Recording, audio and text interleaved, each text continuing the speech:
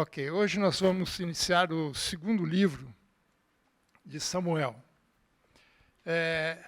Para a gente poder entender um pouquinho, vamos só para fazer um panorama, para a gente não perder a perspectiva dos livros. Tanto o livro primeiro como o segundo livro de Samuel, antigamente era um só, ele formava um grupo só, assim como Reis e Crônicas.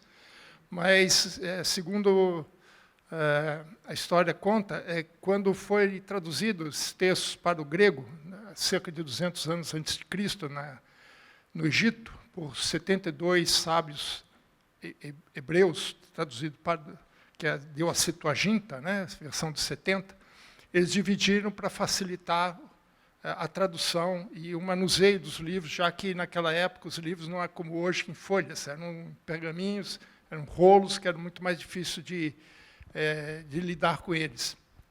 Então, foi dividido mais ou menos dentro dos personagens principais.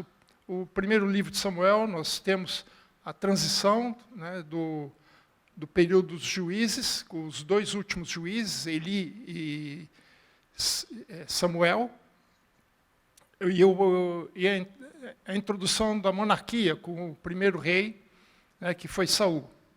E ele termina com a morte trágica de Saul. É trágica nem tanto pela morte em si, porque todos nós morremos, mas pelas circunstâncias, os motivos que o levaram à morte, a sua obstinação, a sua rebeldia, a sua desobediência constante de Deus. Ele foi um rei razoavelmente bom no aspecto político. Ele venceu várias batalhas, ele conseguiu grandes conquistas, mas poderia ter muito mais se ele tivesse realmente obedecido a Deus, se ele tivesse seguido as orientações de Deus. Então, no capítulo 31, nós temos a morte de Saul, e, com isso, o fim de 40 anos de reinado do primeiro rei de Israel. Agora, o trono está vazio, está vago. Embora a gente saiba, historicamente, que Deus já tinha escolhido o sucessor, mas ainda há um período aí de turbulência, entre coisa muito comum que nós vamos ver mais para frente, na transição dos reis, isso era muito comum acontecer, esses problemas, as disputas. E aqui, nós entrando no segundo livro, nós vamos ver esse período de transição entre o reinado de Saul e de Davi. Na verdade, o segundo rei de Israel não foi Davi, foi Isbosete. Nós vamos ver isso no capítulo 2, para ser mais exato. E nós vamos ver aí uma disputa, uma espécie de quase que uma guerra civil, entre 11 tribos e a tribo de Judá. Inicialmente, essa disputa pela manutenção da casa de Saul foi liderada por Abner. Abner era tio de Saul, que constitui o seu sobrinho Isbosete, que era o quarto filho de Saul.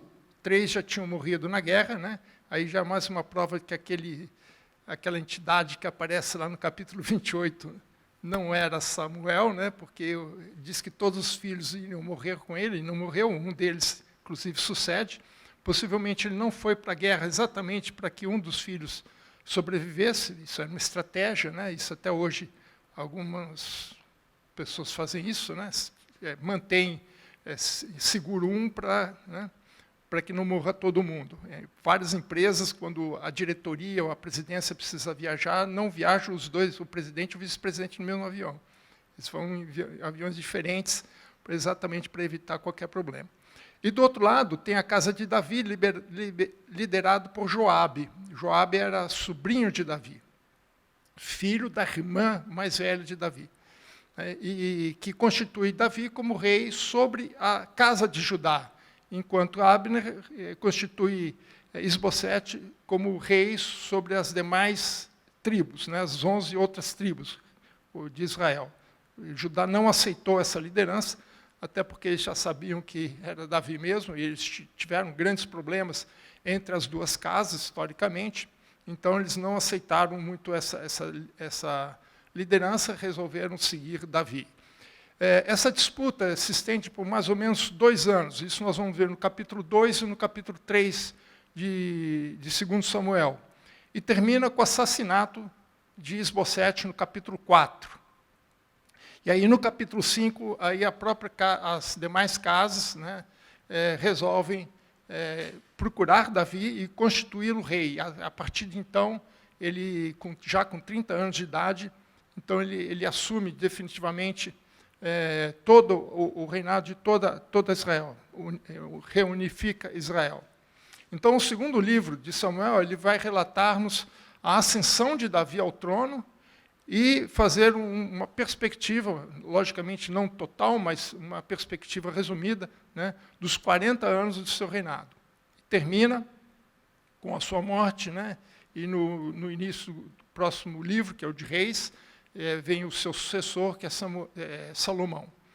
Então, esse é o panorama que nós temos desses 2 livros. Então, o primeiro livro, o foco é essa transição, e o primeiro rei, e o segundo livro é o segundo rei, na verdade seria o terceiro, né, Davi. Mas o livro começa com más notícias, né? Com más notícias. Quando eu estava estudando esse trecho, na verdade, o capítulo 1, ele deveria terminar no capítulo 2, versículo 3, né? Porque no versículo 4 em diante, aí já começa uma nova fase na vida de Davi. E esse capítulo 1 e esse início do capítulo 2 ainda faz parte um pouco da história anterior, né? Inclusive, quando estava pensando num título, né, às vezes é meio difícil achar um título que encaixa bem, né? Mas eu imaginei o título assim, Fim do Capítulo. Né? Porque, na verdade, esse capítulo 1, ele vai finalizar um capítulo na história de Israel. Ele vai mostrar como realmente fechou o reino de Saul. E aí, no capítulo 2, ele parte para essa transição. Então, o capítulo 1, na verdade, ainda é uma continuação do capítulo 31 do primeiro livro. Ele vai fazer um fechamento. Porque no 31 nós sabemos que Saul morreu, mas Davi estava em Ziclag, que é uma cidade ao sul de Israel. E ele ainda não havia recebido essa notícia. Então, as coisas ainda estavam acontecendo.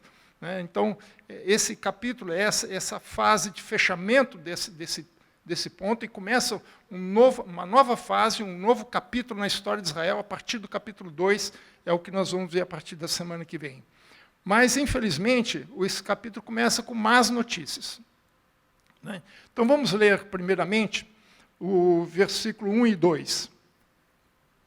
Depois da morte de Saul, voltando Davi da derrota dos amalequitas, estando já 2 dias em Ziclag, sucedeu ao 3º dia aparecer do arraial de Saul um homem com as vestes rotas e terra sobre a cabeça.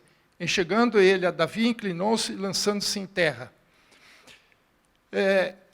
Aqui chega um homem que, a princípio, Davi não sabe quem ele é, ele não se identifica inicialmente. Ele simplesmente chega, e as 2 únicas informações importantes que nós temos aqui é que ele chega em Ziclag, 3 dias depois de Davi voltar, né, reconquistar aquilo que ele tinha perdido, né, na guerra com os amalequitas. E, veja bem, amalequitas, que é importante esse detalhe. Então, possivelmente, esse fato, o que aconteceu, o que ele vai relatar para Davi, tem acontecido de 4 a 5 dias antes. Okay? 4 a 5 dias. Por quê? Porque ele diz que ele vem do arraial de Saul. Esse é outro detalhe importante, que vai ser importante mais para frente. O arraial de Saul significa onde Saul estava acampado contra a guerra dos filisteus. Isso era no Monte Gilboa, mais ao norte, mais ou menos 150 quilômetros de distância. Então, percorrer essa distância, ele levaria, pelo menos, se ele andasse bastante, né, levaria, no mínimo, 3 dias, 50 quilômetros por dia. Né, e ele deveria andar aí perto de umas 10 horas por dia. Se pensarmos que normalmente, a velocidade de um homem andando é 6 km por hora, que já é uma andada, uma caminhada boa, né? Ele levaria mais ou menos 4 dias, né? Andando aí em torno de 8 horas, ele teria que andar pelo menos 10 horas por dia. Mas eu não acredito que ele conseguia fazer essa caminhada nesse tempo. Então, possivelmente, ele entrou em 4 a 5 quilômetros por hora, o que daria uns 4 a 5 dias de distância. Isso sem contar que, não necessariamente, ele saiu de Gilboa no mesmo dia que o fato aconteceu. Então, podemos aí pôr 4 a 5 dias antes o fato acontecido. Mas ele chega ao terceiro dia, e essa referência é em relação a Davi, a volta de Davi. Versículo 3 e 4. Perguntou-lhe Davi, de onde vens? Ele respondeu, fugi do arraial de Israel. Disse-lhe Davi, como foi lá isso? Conta-me. E ele respondeu, o povo fugiu da batalha, e muitos caíram, e morreram também Saul e Jonatas, seu filho. Péssima notícia. Eu acho que não era bem isso que Davi esperava. Eu fico imaginando, eu gosto muito de entrar na cena, imaginar na situação da pessoa, né? E eu fico pensando o que não estaria passando na minha cabeça se eu tivesse no lugar de Davi. Eu fico imaginando assim, eu poderia estar lá para ajudar Saul. Eu acho que isso passaria na hora na cabeça. Porque ele queria ir para a guerra. Quem impediu, a gente sabe que tem a mão de Deus por trás, né? Mas quem impediu que ele fosse para a guerra foram os próprios filisteus. O rei, o principal, que era amigo dele, queria que ele fosse como seu guarda e que ele ficasse na retaguarda, que era uma posição estratégica. Se houvesse qualquer situação necessária, ele estaria fechando a barreira de qualquer fuga dos filisteus. Então, os demais príncipes filisteus ficaram assustados com isso. Se ele voltasse, se Davi se voltasse contra os filisteus, eles estariam numa sinuca de bico, como se diz no ditado. Porque eles estariam na frente com o exército de Saul e atrás com o exército de Davi. Então, ele falou assim, de jeito nenhum, eu não vou correr esse risco. Isso era uma loucura. Então, o que ele fez? Ele falou assim, não, manda esse cara embora, porque aqui não vai ficar, não, porque não queremos esse cara aqui, não. Então, eu imagino que na cabeça de Davi, devia estar fazendo, podia estar lá. Eu podia ter ajudado Saul. Eu não deveria ter voltado. Mas a gente sabe que isso foi bom, porque Deus queria trazer juízo sobre Saul. Nós vimos no capítulo 31, que, na verdade, comparando com o capítulo 10 de 1 Crônicas, Deus estava trazendo juízo contra Saul. Então, aquela guerra, aquela situação, era o ponto final, era o fim da linha para Saul. Deus já tinha determinado isso. Bom, Davi ficou bastante chateado com essa história, e ele, querendo entender um pouquinho mais o que aconteceu, ele pergunta então para o moço, versículos 5 a 10. Disse Davi ao moço que dava as novas, como sabes que Saul e Jonatas, seu filho, são mortos? Então disse o moço portador da notícia, cheguei por acaso à montanha de Gilboa, e eis que Saul estava apoiado sobre a sua lança, e os carros e a cavalaria apertavam com ele. Olhando ele para trás, viu-me e chamou-me, e disse, eis-me aqui. Ele me perguntou, quem és tu? Respondi, sou Amalequita. Então ele me disse, arremete sobre mim e mata-me, pois me sinto vencido de cãibras, mas o tino se acha ainda todo em mim. Arremessei-me sobre ele e o matei, porque bem sabia eu que ele não viveria depois de ter caído. Tomei-lhe a coroa que trazia na cabeça e o bracelete e os trouxe aqui ao meu senhor. Vocês já ouviram falar em fake news? O pastor está alinhado. Meus irmãos, isso é uma história muito mal contada. Existem detalhes nessa história aqui que a gente poderia, só isso aqui, gastar muito tempo. Mas é uma fake news. Fake news não é coisa nova, não.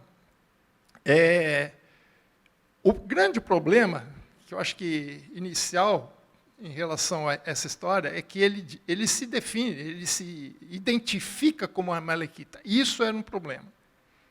né? Eu acho, né, que, voltando aqui um pouquinho na cabeça de Davi, eu acho que ele, só isso criou uma suspeita em relação à história. E no versículo 13, né, ele dá um detalhe a mais. Ele diz que eu sou filho de um homem estrangeiro, um amalequita. Né? O homem estrangeiro, a palavra estrangeira é a mesma palavra para peregrino. Quer dizer, ele era um imigrante amalequita. Ele habitava em Israel, mas ele não era israelita. Né? Eu fiquei imaginando o que ele estaria fazendo ali. Né?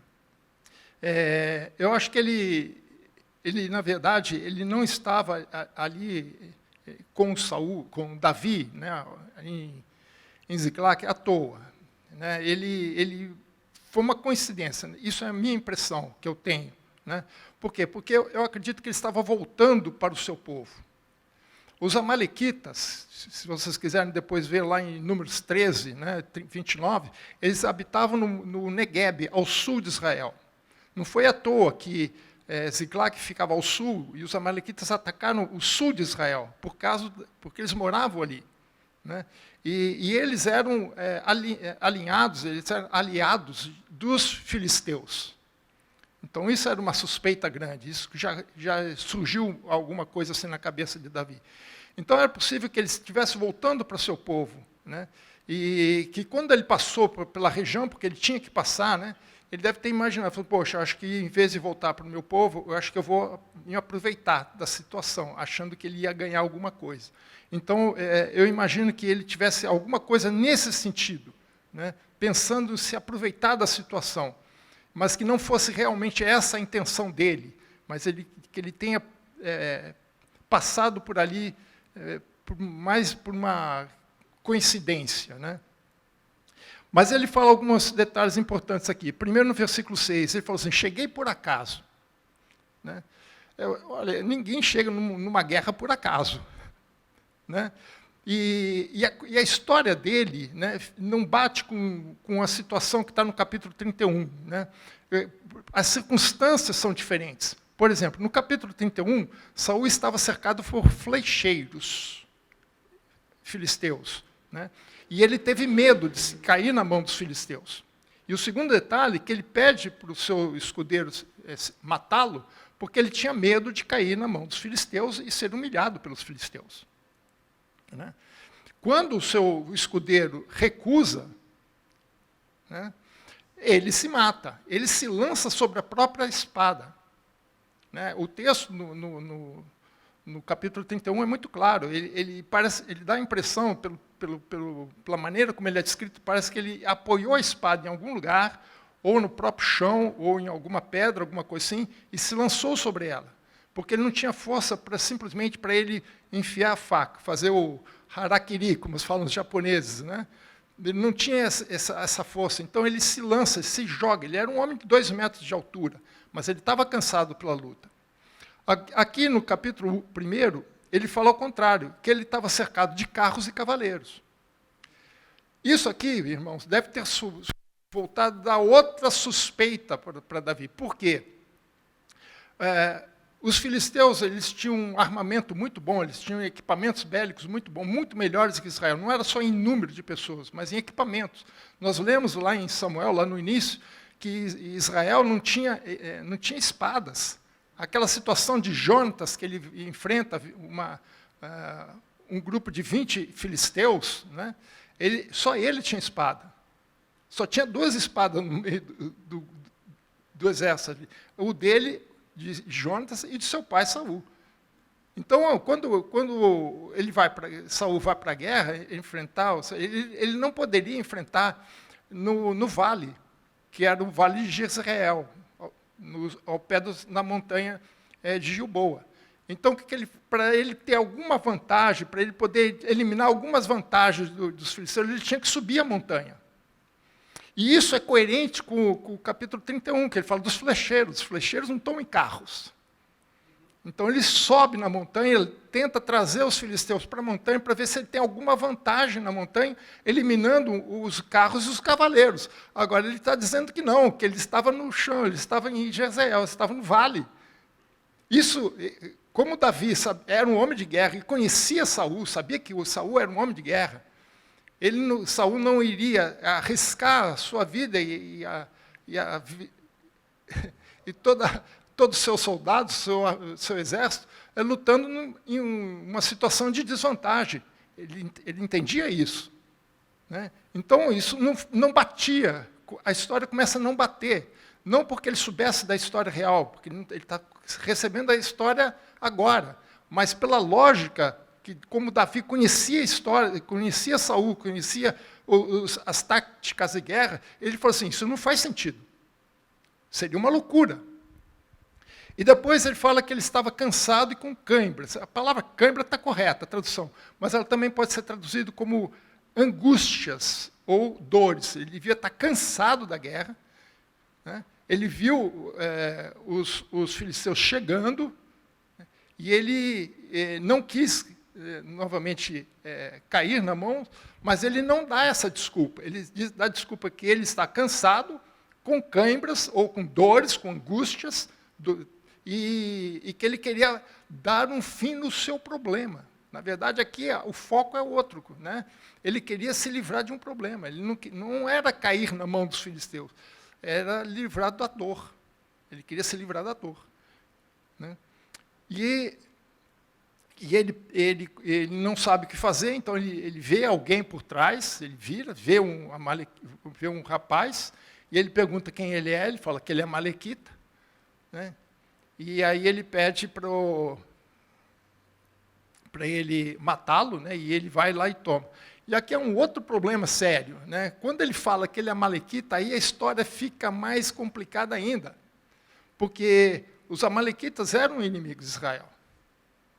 E ficaria muito mais complicado para Saul, porque se ele fosse morto por uma amalequita, veja só que ironia, ele deixou de matar o rei dos amalequitas, ele foi repreendido por Samuel por conta disso, e agora um descendente deles, de um amalequita, o mata. Né? É uma coisa estranha. Então não faz muito sentido. E ele continua, eu tomei a coroa da cabeça dele e o bracelete e o trouxe aqui ao meu senhor. Essa história também está mal contada. Né? Muito provavelmente, como eu falei, ele chegou ali, né? Ele chegou por acaso. No meio de uma guerra, você acha que alguém vai se preocupar em pegar a coroa e o bracelete de alguém? Mas ele falou assim, eu peguei a coroa e eu peguei o bracelete para trazer para o senhor. Andar 150 quilômetros só para trazer isso aqui para o senhor. Né?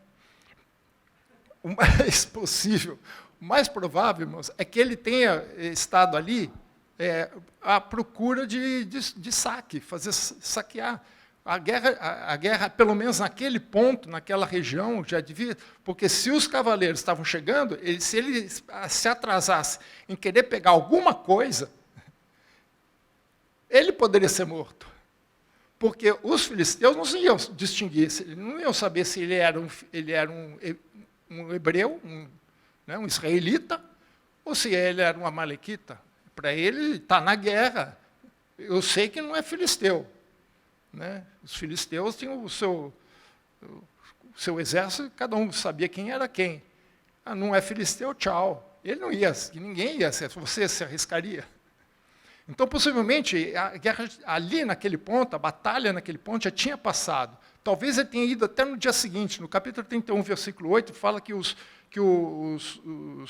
filisteus voltaram naquela região, naquela área, para fazer o saque, tirar os despojos dos israelitas. Então, possivelmente, ele foi nesse momento, entre o final da batalha e antes da ida dos filisteus ali.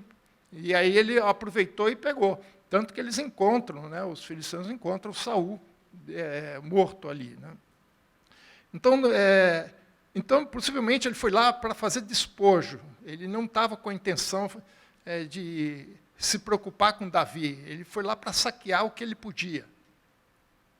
E devido às circunstâncias, né, como eu disse, é uma suposição minha, né, que ele estivesse voltando para a sua terra, para o seu povo, como ele passou ali na região de Siclag, como ele morou em Israel um tempo, né, o pai dele, pelo menos, eles eram dali, ele ele aproveitou, falou, bom, eu acho que eu vou aproveitar agora, porque ele conhecia um pouco da história, sabia quem era Davi, e falou assim, bom, quem sabe aqui eu recebo alguma coisa, eu posso ganhar um pouquinho mais. Só que com fake news ninguém ganha nada, né? E veja, essa ideia, ele fica muito claro no capítulo 4, versículo 10. Eu vou só usar 3 versículos do capítulo 4, depois nós vamos ver um pouco mais detalhes sobre isso aqui, sobre a morte de Isbosete. Ele fala no capítulo 4, versículo 3, ele fala assim, se eu logo lancei mão daquele que me trouxe notícia dizendo, eis que Saul é morto, parecendo-lhe, veja só, parecendo-lhe, porém, aos seus olhos, que era como quem traziam boas novas, né? E como recompensa, achei interessante essa palavra, o autor usa a palavra recompensa, como recompensa, o matei, em Ziclag. Então ficou claro para Davi que o cara queria tirar a vantagem da situação. A ideia dele ele achava que Davi ia ficar feliz com a situação, né, que ia se alegrar e ia falar assim, vou te dar um prêmio por isso, né, vou te dar uma medalha de honra, ou medalha de guerra, sei lá, alguma coisa desse tipo. Porém, irmãos, o que ele viu foi uma reação inesperada. Uma reação totalmente oposta, que eu fico imaginando que se ele não pensou, ele deveria ter pensado. Alguma coisa está errada. Versículo 11, versículo 12. Então, apanhou Davi suas próprias vestes e as rasgou. E assim fizeram todos os homens que estavam com ele. Prantearam, choraram, jejuaram até a tarde por Saul, por Jonatas seu filho, pelo povo do Senhor, pela casa de Israel, porque tinham caído à espada. Meus irmãos, o amalequita não tinha a menor ideia na encrenca que ele tinha acabado de se meter. Essa que é a verdade. Se ele fosse um pouquinho esperto, ele tinha que ter pego a malinha dele, saído de fininho, aproveitado a situação e cair fora. Como se diz no ditado popular, picado a mula. Mas talvez ele ainda tenha imaginado, né, que ele pudesse ganhar alguma coisa. Mas a reação de Davi, acredito que deve ter surpreendido o amalequita. Porque provavelmente, né, todas as circunstâncias indicam que ele esperava que Davi fosse celebrar a morte de Saul, né, celebrar a morte daquele que era o seu algoz, que perseguiu por quase 10 anos, de 8 a 10 anos pelo menos, 8 anos no mínimo, de 8 a 10 anos. Ele deve ter pensado assim, ele devia estar feliz da vida, por que ele está... E veja que quando ele chega no arraial, ele também chega com as vestes rasgadas e com terra sobre ele, que já era um sinal típico de luto, de tristeza, né? Agora, diante da situação, Davi faz isso. Se ele não se assustou, é porque ele era muito burro, né? E, pelo que parece, era mesmo. E veja, irmãos, os autores hebreus, israelitas, eles têm uma característica muito interessante. O pensamento hebreu é um pouco diferente do nosso. O nosso pensamento, a historiografia que nós seguimos é muito... aliás, a palavra história, né, vem do grego, né? Heródoto é o pai da história, né?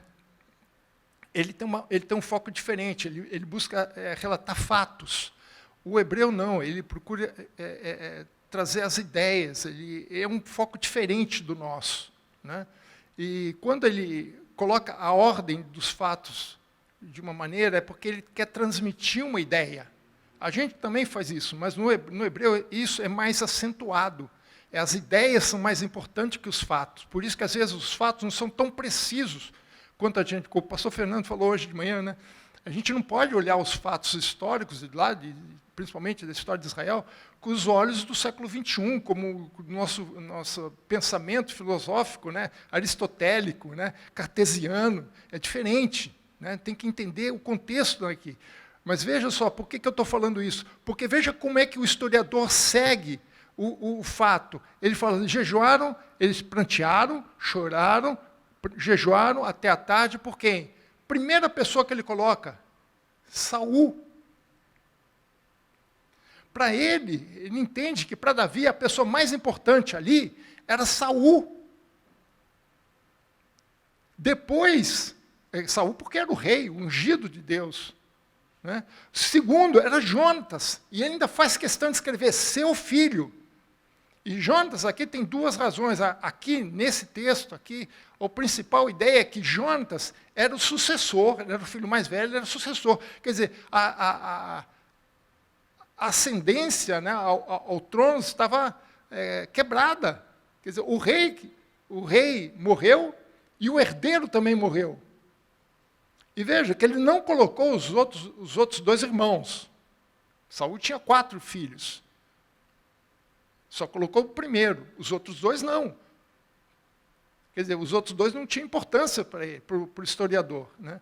Mas fica subentendido, né, que assim como Jonatas morreu, seu filho, o sucessor, quer dizer, não tinha o herdeiro, naturalmente. Lembra que quando o povo de Israel pediu um rei, ele falou assim, para que sejamos iguais aos povos. E, naturalmente, o rei era sucedido pelo seu filho mais velho. Se não era o mais velho, era o segundo mais velho, e assim por diante. Mas sobrou quem? Só sobrou o caçula. Né? Só sobrou o caçula. Aí depois é que ele vai falar do povo do Senhor e pela casa de Israel. Primeiro pelo exército, que foi a batalha, e depois por aqueles que não foram à batalha, que foram protegidos por aqueles que foram para a batalha. Então, veja a sucessão. Né? Então, a gente já dá ordem de importância para o historiador, que ele está dentro do ponto de vista da ótica de Davi. Então, para Davi, Saul era o principal. Então, isso deve ter surpreendido demais. Isso deve ter causado um impacto, só que eu acho que não reagiu corretamente. Ele continuou lá, esperou, até o final da tarde. Né? Foi o erro dele. Por quê? Porque ele toma uma invertida. Né? Versículo 13. 13 a 16. Então perguntou Davi ao moço portador das notícias, de onde és tu? Ele respondeu, sou filho de um homem estrangeiro, amalequita. Davi lhe disse, veja só a frase de Davi, é importante, irmão. Como não temestes estender a mão para matares o ungido do Senhor? Né? Veja a visão que ele tem de Davi. Desculpa, de Saul, que Davi tinha de Saul. Aí ele continua, então chamou Davi um dos seus moços e lhe disse, vem, lança-te sobre este homem. Ele o feriu, de sorte que morreu. Disse-lhe Davi, ainda não tinha morrido, né? Tinha sido atingido, né? Ele ainda estava respirando, digamos assim. Né? Ele falou, o teu sangue seja sobre a tua cabeça, porque a tua boca, o fake news que ele contou, né? A tua própria boca testificou contra ti, dizendo, matei o ungido do Senhor. Então, se ele esperava, né, algum favor de Davi, por supostamente ter matado Davi, era porque não conhecia Davi. Não tinha a menor ideia do que é Davi. Né? Conhecia muito pouco do que Davi podia fazer. E vamos lembrar aqui, irmãos, a atitude de Davi, né, a grandeza da atitude de Davi. Né? Por 2 vezes, Saul esteve na mão de Davi. E por 2 vezes, Davi impediu que Saul fosse morto por seus homens. A primeira está lá em 1 Samuel 24, né, na caverna de En-Gedi. Quando Saul vai atrás, olha só, Saul estava indo atrás de Davi, né, procurar para matá-lo.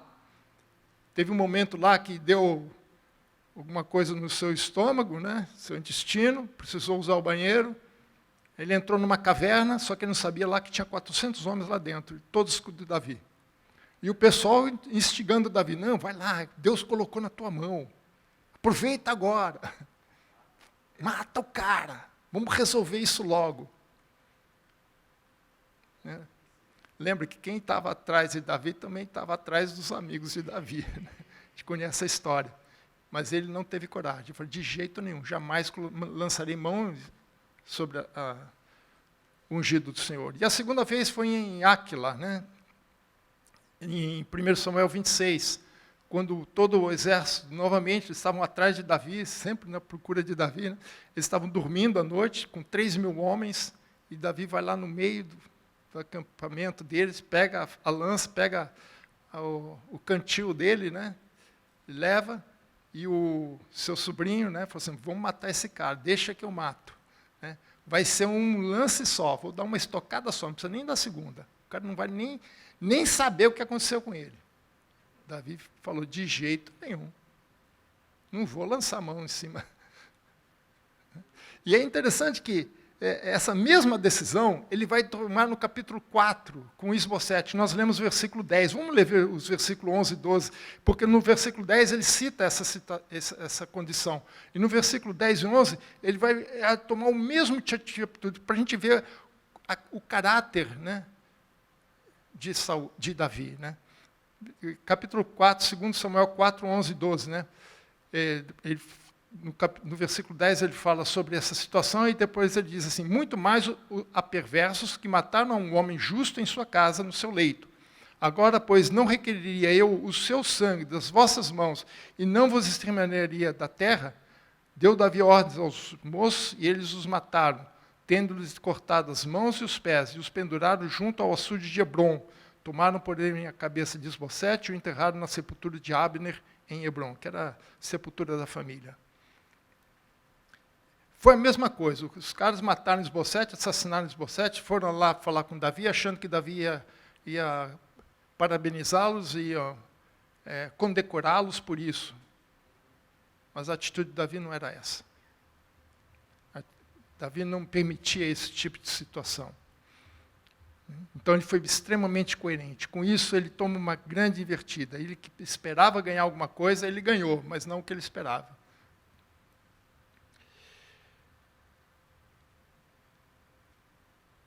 O ponto auge desse texto, para mim, é esse lamento que Davi faz.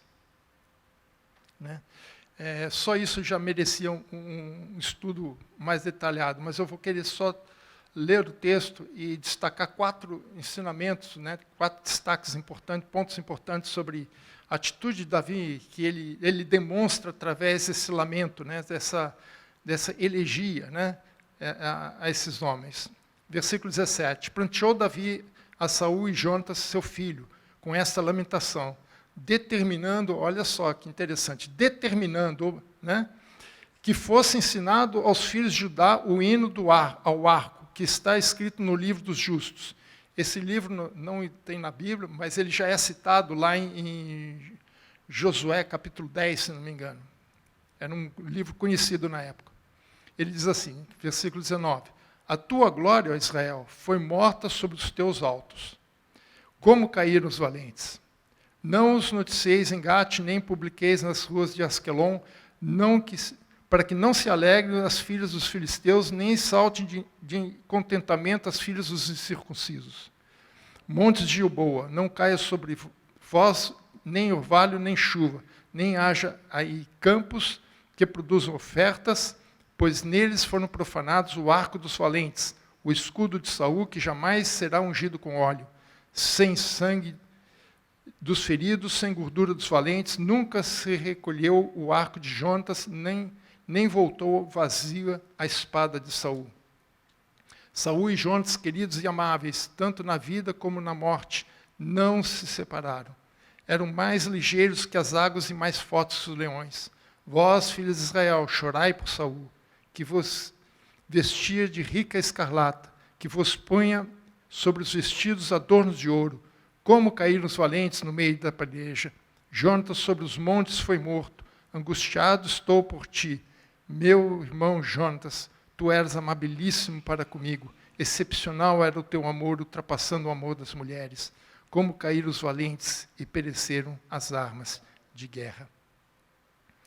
Eu não vou analisar o texto, mas esse texto me faz ver 4 pontos que eu acho importante acerca de Davi, né, da atitude dele com relação a essa situação. Primeiro, o que ele me mostra aqui é que Davi fazia uma clara separação entre o rei Saul e o homem Saul.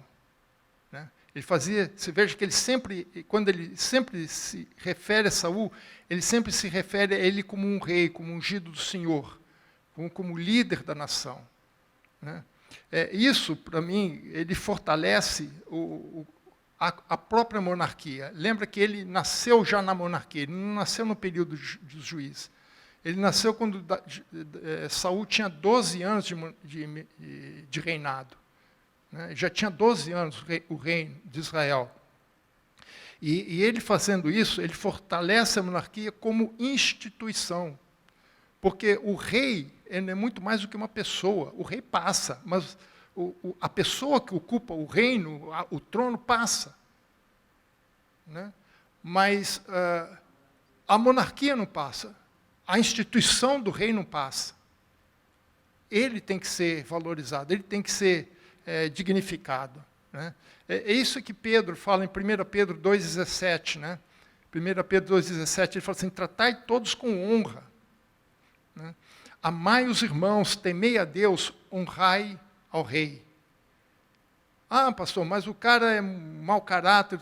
São 2 coisas diferentes. Aqui que é um problema que nós temos dificuldade, distinguir a pessoa, o ser humano. Ele pode ser o que for. Mas aqui ele não está tratando Saul como a pessoa. Ele está tratando ele como rei, dentro da visão política, institucional, um homem instituído por Deus. Ele era o representante da nação. Ele era o homem que representava... Os filisteus sabiam que se matasse Saul, tinha vencido a guerra. Porque mata quem joga xadrez sabe que o xadrez é uma imitação de uma guerra. Né? Tem os peões, que é a infantaria, né? Tem as torres, tem os bispos, inclusive a igreja está presente no tabuleiro, né? Com 2 bispos, né? 2 cavalos, né? Representando o exército, o rei e a rainha. E todos estão ali para quê? Para proteger o quê? O rei. Né? Então, tem que honrar o rei. Todas as peças do tabuleiro de xadrez honram o rei.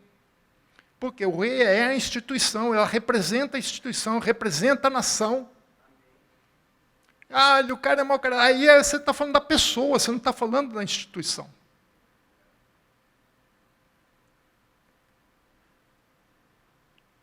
O segundo ponto que ele mostra aqui, para mim, claramente, aí ele já parte um pouco do lado pessoal. Lembrando que Saul também era o seu sogro, né? Ele era genro de Saul. Né? Davi não demonstra qualquer rancor ou mágoa contra Saul. Ele não fala um ai contra Saul, nenhum momento. Talvez por causa dessa visão de rei. Né? Ele omite seus defeitos e louva o que era digno de Saul. Quando eu estava pensando nessa ideia, eu lembrei de Paulo em Filipenses 4:8, né? Se alguma virtude há, se algum louvor existe, seja isso que ocupe o vosso pensamento. Eu acho que era isso que estava ocupando o pensamento. Ele não queria permitir que qualquer rancor, né, qualquer mágoa, né, no seu coração encontrasse guarida ali e pudesse trazer amargura para ele no futuro. Então ele preferiu ver Saul pelo seu lado positivo. E olha que ele foi... Nós lemos aqui um texto que mostra, em 2 capítulos, mostra 12 tentativas de Saul matar Davi. 12, em 2 capítulos. Sendo que algumas vezes foi ele pessoalmente, ele com a sua lança. Aliás, né, uma característica de Saul é que ele sempre estava com a sua lança na mão. Né? Conhece pessoas que sempre têm uma arma na mão? Sempre pronta para te agredir. Saul era uma pessoa assim, né? Sempre tinha uma lança na mão. Ele tentou, a primeira vez, ele tentou 2 vezes contra Davi. Davi, a história diz que ele, por pouco, ele se esquivou e não conseguiu. E mesmo assim, Davi não fala um ai contra ele. E ele tinha tudo. E os homens que estavam com ele instigavam ele contra Saul. Talvez porque eles também fossem bons, a gente também se livra dele. Mas Davi nem deixou que o rancor, não deixou que a mágoa, não deixou que essas coisas criassem raiz de amargura no seu coração. Isso é um problema. Terceiro,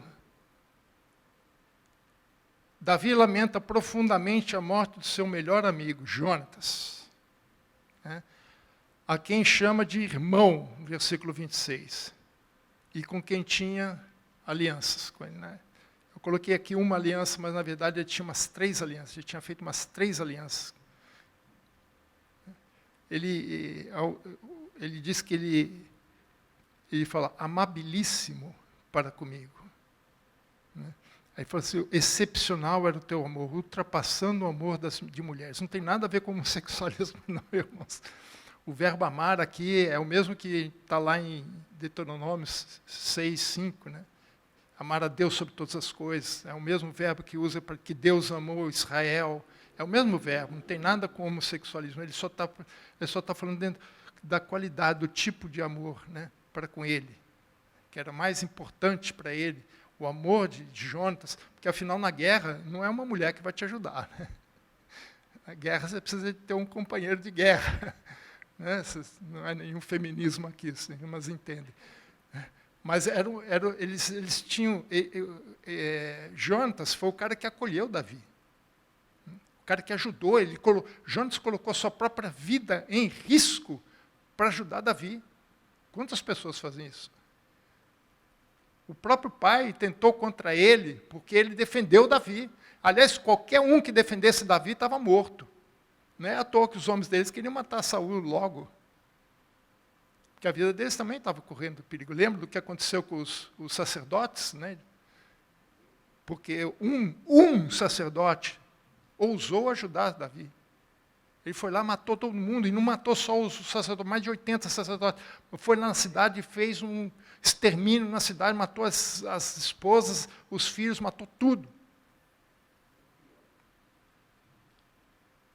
Esse era Jonatas.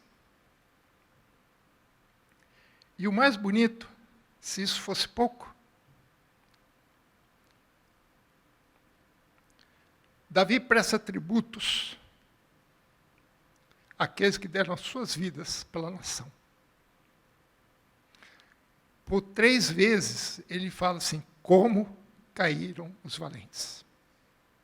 No versículo 19, 25 e 27. Ele reconhece o sacrifício daqueles que foram na batalha defender a sua nação, o seu país. Ele faz desses homens seus heróis. São heróis anônimos, que muito bem poderiam estar no capítulo 11 de Hebreus. E que indiretamente estão. Porque o próprio autor de Hebreus falou assim, olha, se eu fosse colocar toda a lista aqui, não haveria página. Faltaria página. Mas ele não pensa só em Saul, ele não pensa só em Jonatas, mas ele pensa naqueles que deram as suas vidas pela nação. Fizeram deles heróis. Como caíram os valentes. Meus irmãos, eu fico impressionado com Davi. Eu sei que ele não era um homem perfeito. A gente vai ver mais para frente os erros deles. Mas era um homem extraordinário. Se nós compararmos com Saul, nem tem como comparar, né?